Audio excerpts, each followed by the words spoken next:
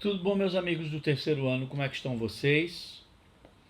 Vamos dar continuidade ao nosso estudo sobre Guerra Fria. O que a gente viu até agora sobre Guerra Fria? Primeiro, a origem do nome, Guerra Fria, a origem da expressão cortina de ferro, a divisão da Alemanha, a divisão da cidade de Berlim, a criação da ONU, a Revolução Chinesa de 1949, a Guerra da Coreia, o macartismo aqui no Ocidente, não é? O ódio ao comunismo e o pânico do espalhamento do comunismo pelo mundo gerou a perseguição à doutrina marxista. Vimos a corrida espacial, a corrida armamentista, a espionagem que caracterizava os anos 50, os anos 60, não é? E falamos do início das causas para a Revolução Cubana. Então chegamos aos anos 60. Então é interessante a gente se perguntar, e como é que viveu o mundo das grandes potências? O capitalismo, representado pelos Estados Unidos, e o socialismo, representado pela União Soviética. Você já sabe que, terminada a Segunda Guerra Mundial, os Estados Unidos passaram a ser governados pelo vice-presidente Roosevelt, Harry Truman, que se reelegeu, né, depois, e Truman era um inimigo do marxismo. Terminado o segundo mandato, Truman não pode mais se reeleger. Lembre que Roosevelt foi o único presidente dos Estados Unidos a ter 3 mandatos seguidos. Isso foi uma esquisitice em função da situação de guerra que o mundo vivia, né? Nunca mais ninguém repetiu esse negócio. E aí, um ex-general, herói de guerra norte-americano, chamado Dwight Eisenhower, assumiu a presidência dos Estados Unidos nos anos 50. É no governo de Eisenhower que vai haver o macartismo. Lembrando que Eisenhower é general, né? Claro, aposentado, a gente chama reformado, né? Continuava ligado ao esquema, né, militar que moveu os Estados Unidos ao longo da Segunda Guerra Mundial. E é por isso que nos anos 50, sob os dois governos de Eisenhower, os americanos desenvolvem uma tecnologia de guerra fabulosa. E os americanos estão presentes na Guerra da Coreia, vão estar presentes, não é, na Guerra de Independência, ajudando a França, a Guerra de Independência do Vietnã, da Indochina. A Indochina se dividiu em 3 países, né? Vietnã, Laos e Camboja, e os americanos estão ajudando os franceses a tentar manter essa região como colônia, e não vai dar certo. Os Estados Unidos mais tarde vão se meter na política interna do Vietnã, que vai se dividir como a Coreia, não é Vietnã do Norte, Vietnã do Sul. A gente vai ver isso com calma. É só para você lembrar. E os americanos vão terminar desencadeando uma guerra contra o Vietnã do Norte. Guerra essa que durou muito tempo, né? 12, 13 anos, e terminou com a unificação do Vietnã, né? Pois bem, os anos 50 para os Estados Unidos foram anos cruciais em que eles apoiaram várias ditaduras na América Latina e golpes também contra regimes democráticos que tentavam se formar na América Latina, né? Os norte-americanos, por exemplo, forçaram, vou dar os exemplos do Brasil, forçaram Dutra, o presidente Eurico Gaspar Dutra, a colocar na ilegalidade o Partido Comunista aqui no Brasil. Os americanos, né, incentivaram uma campanha contra Getúlio Vargas e foram também, né, divulgadores da grande mentira que o Brasil não tinha petróleo e que, portanto, criaram uma empresa chamada Petrobras, que Getúlio criou, era um desperdício de dinheiro, né? Os americanos fizeram tudo para evitar que a Petrobras fosse criada, né? Os americanos desenvolveram boicotes aqui no Brasil com suas empresas para forçar a derrubada de Getúlio, que termina se suicidando, não é? Os americanos têm uma simpatia por Juscelino Kubitschek. Afinal de contas, Juscelino abre o Brasil à instalação de empresas estrangeiras, principalmente norte-americanas, para a produção de bens duráveis, bens de consumo, não é? Mas os americanos, por exemplo, não gostavam nada, não é, de Jânio Quadros, nem de João Goulart, não é? E a gente já sabe que os americanos vão terminar, né, ajudando os militares brasileiros a dar um golpe contra a presidência de João Goulart e estabelecer uma ditadura militar que durou aqui 25 anos. 21 anos. Os americanos ajudaram, por exemplo, ditadores na República Dominicana, como Juan Domingos Trujillo, ficou anos como ditador. A ditadura de Fulgêncio Batista em Cuba, sobre a qual a gente já falou, não é? Para preparar como é que se diz? A Revolução Cubana. Ditaduras na Bolívia, no Peru, no Paraguai, né? Alfred Stroessner passou mais de 40 anos sendo ditador do Paraguai. Ditaduras no Panamá, na Costa Rica, na Nicarágua, uma família chamada Somoza, S-O-M-O-Z-A, né?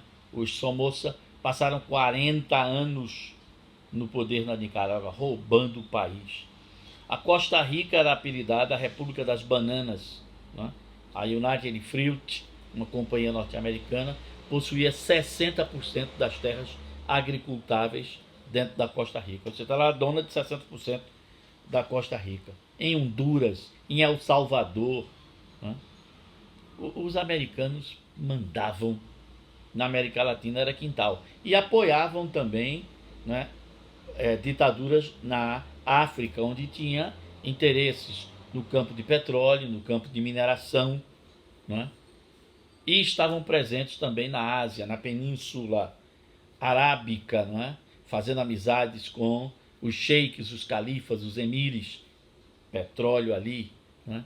Derrubaram um governo democrático na antiga Pérsia, no Irã, e colocaram um coronel que se nomeou imperador do Irã, né? O camarada chamado Mohammad Reza Pahlavi. E o Irã, um país muçulmano, né, abriu as suas portas para as empresas petrolíferas norte-americanas principalmente, né?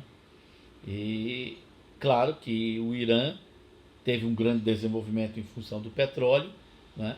Mas a polícia do Shah Reza Pahlavi, Shah é a palavra que eles têm para designar imperador, com X. O Shah Reza Pahlavi tinha uma polícia secreta, né? Todo mundo é feliz, muito bem, mas ninguém pode discordar do governo, senão vai preso, né? Então, houve um progresso grande no Irã nos anos 50, mas às custas, né, de a imposição de um regime ditatorial. Muito bem. E a União Soviética? Como ela vivia nos anos após a Segunda Guerra? Você já sabe que Stalin é um dos vencedores da Segunda Guerra Mundial. E que os países da Europa Oriental que o Exército Vermelho libertou do domínio nazista vão ficar sob influência da União Soviética, não é? Alguns países resolveram, não é? Nós seremos socialistas, mas nada de ser satélite da União Soviética. É o caso da Iugoslávia, governada pelo general Joseph Broz, apelidado Tito. A Iugoslávia, eu já disse a vocês, estou repetindo, era um dos países socialistas com maior abertura para o mundo ocidental, né? O jovem da Iugoslávia, você sabe que a Iugoslávia é formada por 6 países, 6 nacionalidades, né? Bósnia, Herzegovina, Croácia, Eslovênia, Macedônia, Sérvia e Montenegro, né? 6 repúblicas de tamanhos diferentes. E elas eram unidas, formavam um Estado federativo, tendo como presidente Tito, que sempre foi presidente, e secretário-geral do Partido Comunista. Mas Tito, inteligentemente, né, sabia organizar essas 6 nacionalidades. Quando o primeiro-ministro era sérvio, o ministro da Fazenda era croata, o ministro da Agricultura era bósnio-herzegovino, o ministro não sei de quê. Ele repartia os ministérios entre as 6 nacionalidades. De tal maneira, né, que esse revezamento fazia com que todo mundo estivesse no poder e ninguém reclamasse. Outra coisa é que a ditadura, né, socialista de Tito dava abertura para o mundo europeu se comunicar com a Iugoslávia.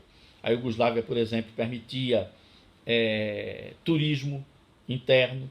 Regiões da Iugoslávia, como por exemplo a Croácia, não é? Tem praias deslumbrantes, né? E o turismo lá era barato para o europeu rico. E aí mesmo a classe média europeia ia fazer, não é, esse tour pelas praias do Mar Adriático da Iugoslávia. Outra coisa também é que artigos do Ocidente chegavam à Iugoslávia. A juventude da Iugoslávia podia tomar Coca-Cola, Pepsi-Cola, meu Deus, Coca-Cola, Pepsi-Cola, podia vestir calça jeans, né? Então, certas coisas que o mundo da Europa Oriental não tinha, a Iugoslávia possuía. Podia-se ouvir rock, né? Ou seja, essas liberdades eram, na verdade, para controlar a tensão, né? É feita uma panela de pressão, né? Ela tem aquela válvula de segurança para que o excesso de vapor saia, senão a panela explode. Então, para evitar a Iugoslávia explodir, você tinha que conceder algumas liberdades para a sociedade, né, ir funcionando. Lembre que isso vai durar enquanto Tito viver.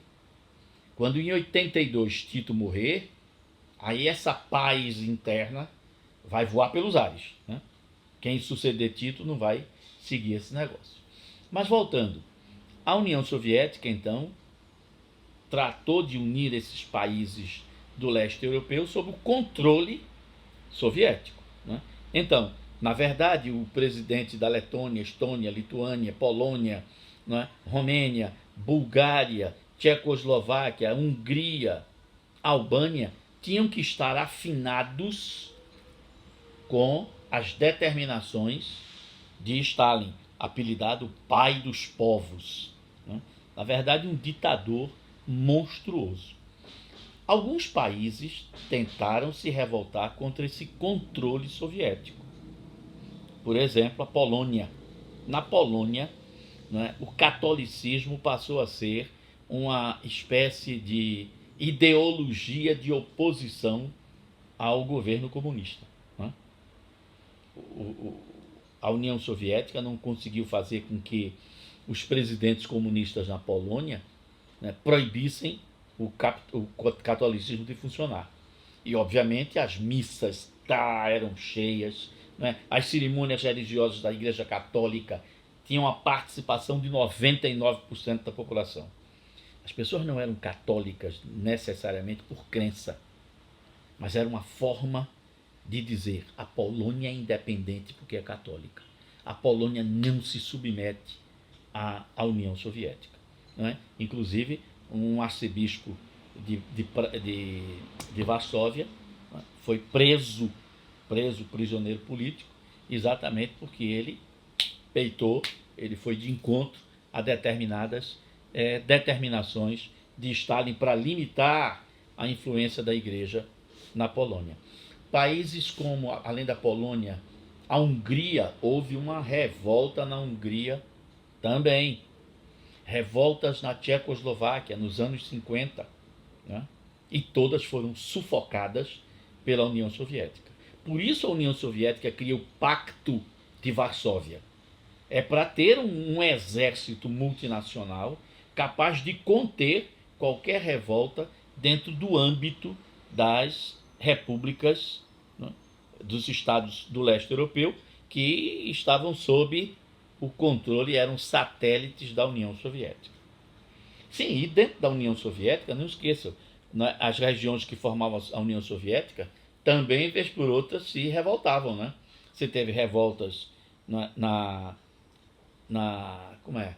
Uzbequistão, Kurdistão, aquelas regiões que têm os nomes Stan, né, que significa Lândia, né, terra de, né, não se submetiam. Na Mongólia, e vez por outra o exército soviético tinha que entrar dentro desses países para garantir o funcionamento do socialismo. Stalin é responsável pela morte de 15 milhões de pessoas, condenadas à morte, fora as que se suicidaram para não serem presas, mortas e torturadas. Né? Não esqueça disso. Então, em 1953, Stalin morre. E aí vem um vácuo de poder. Como sempre, ditadores não deixam substitutos. Não é? O personalismo do ditador impede que haja seguidores. Você não forma uma nova geração política. Todo mundo é acostumado a dizer amém, sim, sim, senhor, ao ditador, e aí não há renovação. O fato é que a União Soviética passou por uma situação complicada. Até que,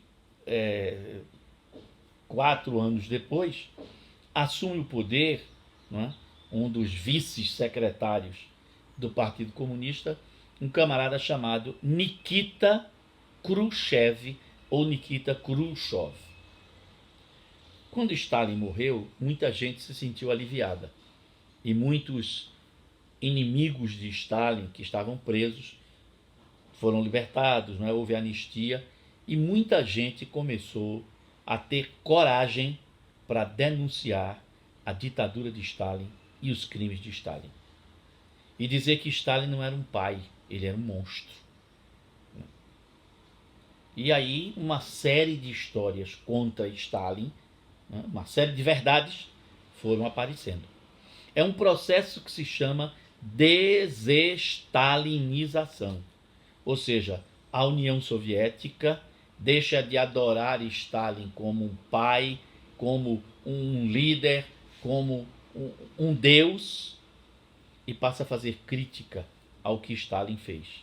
E mostrar que muitos dos planos de Stalin não funcionaram.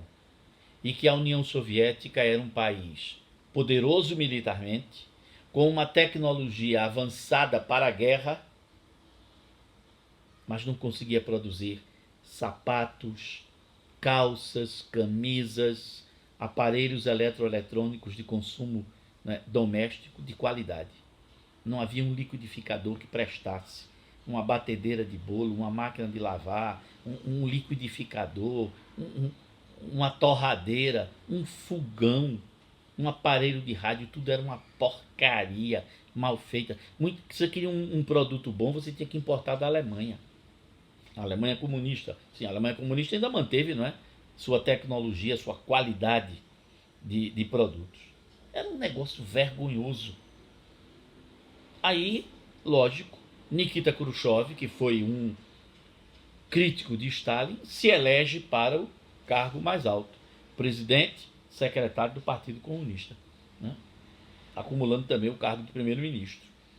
E aí Nikita Khrushchev vai ouvir as reclamações da população. Que diabo de país é esse, né, que lança o primeiro satélite artificial, o Sputnik, não consegue fabricar uma máquina fotográfica de qualidade, não consegue fazer uma máquina de costura que preste, não consegue fazer um aparelho de rádio que a gente consiga ouvir, um toca-disco. Nikita Khrushchev diz, não é possível. Uma potência dessa que fabrica computadores, claro, naquela época aqueles computadores imensos, gigantescos, que ocupavam salas e andares de um prédio, mas fabricava. Como é que uma potência dessa não faz o que preste no dia a dia? Então Nikita Khrushchev começa a permitir que as pessoas falem sobre o que foi o governo de Stalin e que apresentem soluções, façam sugestões para que a União Soviética se desenvolva. Então vem uma espécie de abertura, claro, lenta, né, segura e gradual, bem gerenciada, né? Não é democracia, mas vamos aliviar um pouco essa ditadura, vamos melhorar isso daí, né? Então muita gente acreditou que estava havendo uma abertura no regime e que haveria um socialismo democrático no futuro, né? E torciam para que Nikita Khrushchev desse certo. Nikita Khrushchev ou Nikita Khrushchev, né? Tanto faz a pronúncia. E aí Nikita Khrushchev faz viagens ao redor do mundo capitalista, do mundo ocidental. Vai até os Estados Unidos, né? E vai examinando, né, as fábricas americanas, a indústria americana, né, dizendo que é possível e é preciso haver uma cooperação entre os Estados Unidos, entre o mundo capitalista e o mundo socialista. Nós não precisamos ser inimigos. É possível uma coexistência pacífica entre os dois sistemas, né? E aí o mundo começa a respirar. Pô, a Guerra Fria está esfriando, né? O gelo vai derreter e a gente vai voltar à normalidade. Era o que se esperava. Mas aí algumas coisas vão acontecer. Por exemplo, a Albânia é colada com a Iugoslávia, né? A Albânia diz que a desestalinização é uma traição à memória de Stalin, à memória de Lenin, à memória de Marx, e que, portanto, a Albânia não vai seguir as orientações de Nikita Khrushchev. E a Albânia se tornou uma ditadura terrível. Sob o governo de Enver Hoxha, a Albânia se tornou o país mais atrasado da Europa. Para você imaginar a ditadura socialista albanesa, né? O país tinha uma única estrada de ferro, o país tinha uma única estação de rádio e uma única estação de televisão. Era uma coisa assim miserável, porque a Albânia, né, ela só podia comerciar com países socialistas. E como os países socialistas estavam passando por uma mudança, ela ficou praticamente isolada. A mesma coisa vai acontecer na China. Mao Tse-tung, que era o presidente da China, o governante máximo da China, admirava Stalin. A morte de Stalin, o processo de stalinização, fez muita gente fazer crítica a Mao Tse-tung lá na China, né? E dizer que ele queria ser o novo Stalin da China. Aí Mao Tse-tung percebeu que não era possível, né, aderir, continuar amigo da União Soviética com Nikita Khrushchev. O que é que vai acontecer? Um racha entre os comunistas no mundo. Aqueles que aceitavam as mudanças propostas por Nikita Khrushchev e que formavam o Partido Comunista em vários lugares do mundo.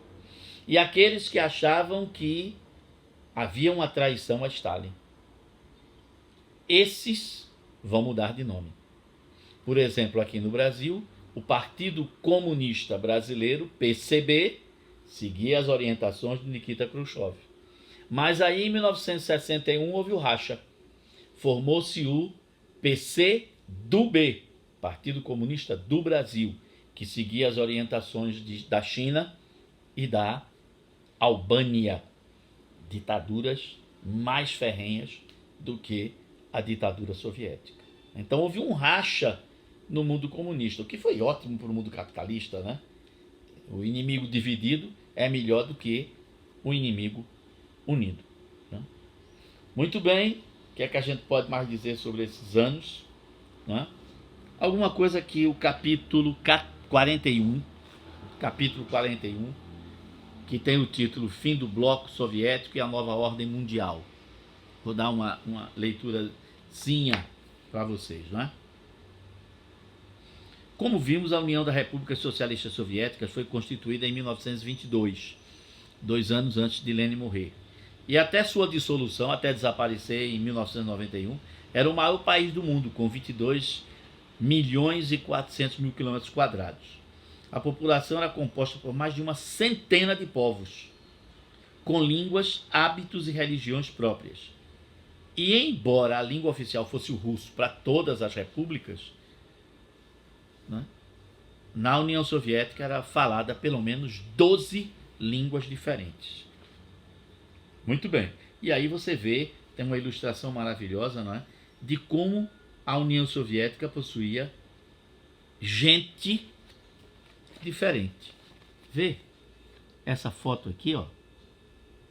Todos são da União Soviética, mas vê como são rostos diferentes, de nacionalidades diferentes, né? De línguas diferentes. Aqui temos só 4 exemplos disso aí. Durante o governo de Stalin, né, que vai de 27 até 53, quando ele morre, houve um processo de russificação da União Soviética. Todo mundo tinha que falar russo. Todo mundo tinha que aprender a cultura russa. Ainda que você fosse siberiano, você fosse ucraniano, crimeriano, que você fosse lituano, letônio, estônio, se você fosse como era o nome? Bielorrússia, hoje Bielorrus, não é? Se você fosse da Anatólia, se você fosse do Uzbequistão, do Cazaquistão, do Kurdistão, você tinha que aprender russo e aprender a cultura russa e admirar a cultura russa. E nomeou russos para os principais cargos governamentais, rebaixando a um plano inferior, não é? A uma segunda cidadania as outras nacionalidades. Além disso, estimulou o deslocamento dos russos para as repúblicas soviéticas em que eles eram minoria e ordenou a remoção de quem não era russo daqueles lugares. Ou seja, famílias russas iam habitar o Kurdistão, o Uzbequistão, qual é o nome do outro menino? Kurdistão, Uzbequistão, esses estão por aí, regiões da Sibéria, regiões da Ucrânia, regiões da Crimeia, né, regiões da Geórgia. As repúblicas soviéticas teriam que ter sempre russos à frente do poder. Esses arranjos populacionais forçados reacenderam raiva, ódio, né, nacionalismos exaltados e enorme insatisfação entre quem não era russo, ucranianos, estonianos, lituanos, judeus, armênios, entre outros. Mas quem se rebelava era preso e enviado aos gulag. Gulag era o nome que se dava aos campos de trabalho forçado, campos de concentração, né? No aspecto econômico, visando o desenvolvimento a qualquer custo, a ditadura stalinista adotou o planejamento da economia. Tudo era para ser realizado num prazo de 5 anos, os chamados planos quinquenais, que a gente viu nem sempre davam certo. O governo de Stalin conseguiu um crescimento extraordinário na indústria de base. A indústria de base é a indústria petrolífera, é a indústria de mineração, a indústria de carvão, a indústria de ferro, aço, siderúrgica, né? A fabricação de bens de capital, como, por exemplo, trens, locomotivas, vagões, né? Motores, hidroelétricas. Sucesso completo nisso. Mas isso tem um custo. Para fazer isso, eu vou ter que não fazer outras coisas de qualidade. É aí que ninguém fabricava uma camisa que prestasse, ninguém fabricava uma calça de boa qualidade, ninguém fabricava liquidificador, aparelho de barbear. Pronto, essas coisas comuns você não tinha que prestasse, né? Você não tinha de boa qualidade. A produção de grãos também, né? A alimentação. O Estado investiu também em educação e em ciência, em tecnologia, visando a qualificação profissional. Quando terminou a Segunda Guerra, o país havia se tornado uma superpotência, que em alguns aspectos rivalizava com os Estados Unidos. Não é isso? A morte de Stalin levou a União Soviética, o poder da União Soviética, a Nikita Khrushchev, né, cujo governo iniciou uma política de desestalinização. Em 56, Khrushchev foi mais além. Usou o espaço de uma reunião do Partido Comunista, o 20º Congresso do Partido Comunista, para denunciar os crimes praticados por Stalin. Como resultado, muitos militantes abandonaram os partidos comunistas de seus países. Por exemplo, aqui no Brasil, gente que era afiliada ao Partido Comunista, tradicionalmente, abandonou, deixou de ser comunista. Você tem, por exemplo, escritores como Jorge Amado, né, decepcionados com a União Soviética. Acreditavam que Stalin era o pai dos povos e descobriram que ele era o exterminador da democracia. Né. Gente que acreditou que a União Soviética era a pátria do socialismo, abandonou, né, o mundo comunista. Né. Outros, além de Jorge Amado, abandonaram também, escritores, pensadores, muita gente se decepcionou com o mundo soviético. Né. Muito bem. Bom, aí vem o sucessor de Khrushchev, que a gente não vai falar agora. Né. Por quê? Porque o mundo tem que continuar. Eu vou voltar para a Revolução Russa. Desculpe, a Revolução Cubana. Né? Vamos ver o que é que eu já disse para vocês. Né? Ah, sim, antes da Revolução Cubana, o governo de Mao Tse-tung. Né? Mao Tse-tung, né, a gente já viu, chegou ao poder em 1949, né, derrubando Chiang Kai-shek, que precisou fugir para uma ilha chamada Taiwan, Formosa, e lá estabeleceu a China nacionalista, que era reconhecida pelos Estados Unidos e pela ONU, forçada, né, pelos americanos, como a única representante do povo chinês. Pá. E Mao Tse-tung ficou, a China continental, ficou sem representação nenhuma na ONU. Era uma espécie de país marginalizado. Como foi o governo de Mao Tse-tung? A China do presidente Mao foi, eu estou no capítulo 38, falando sobre a China de Mao Tse-tung. A China do presidente Mao foi hostilizada pelos Estados Unidos, que negaram reconhecimento diplomático e ainda proibiram empresas americanas de comerciar com a China. Stalin, lógico, reconheceu logo a China. Atendendo às promessas feitas aos chineses, que na época eram 600 milhões de chineses na China de Mao Tse-tung, o governo de Mao Tse-tung implementou uma reforma agrária, dividindo terras com os camponeses. Né? O imposto que recaía sobre os camponeses foi reduzido de 60% sobre a colheita para 17%. Além disso, nas poucas cidades que tinham empresas, indústrias e fábricas, ofereceu-se melhores condições de trabalho, seguro-desemprego, né? Participação dos trabalhadores na gestão das fábricas, das indústrias, entre outras vantagens. Os jovens passaram a escolher os seus pares. Antigamente o casamento era determinado pelos pais. Agora, cada jovem maior de idade podia escolher a moça com que queria casar, a moça escolheria o rapaz com que queria casar. A mulher passou a ter direitos iguais aos homens, isso no papel. Né? Na prática, até isso funcionar, vai demorar muitos anos. E a poligamia vai ser substituída pela monogamia. A poligamia era comum, mas vai se acabar. No aspecto econômico, Mao Tse-tung vai imitar os planos quinquenais de Stalin, né? Que se buscava, né, alcançar os mesmos índices de sucesso. Né? As metas fixadas, né, inicialmente tiveram um grande desenvolvimento. E aí o sucesso da economia fez a China começar a se desenvolver. Né? Havia crescimento anual de 18%. Pense um PIB crescendo 18% por ano. Em 1958, né, Mao Tse-tung resolve, né, lançar um plano chamado Grande Salto, que pretendia fazer a China se igualar à Inglaterra, à Grã-Bretanha, em 15 anos. Né? 58, 68, mais 4. Em 1972, a China teria o padrão de vida da Inglaterra. Homem, é difícil, né? Muito bem.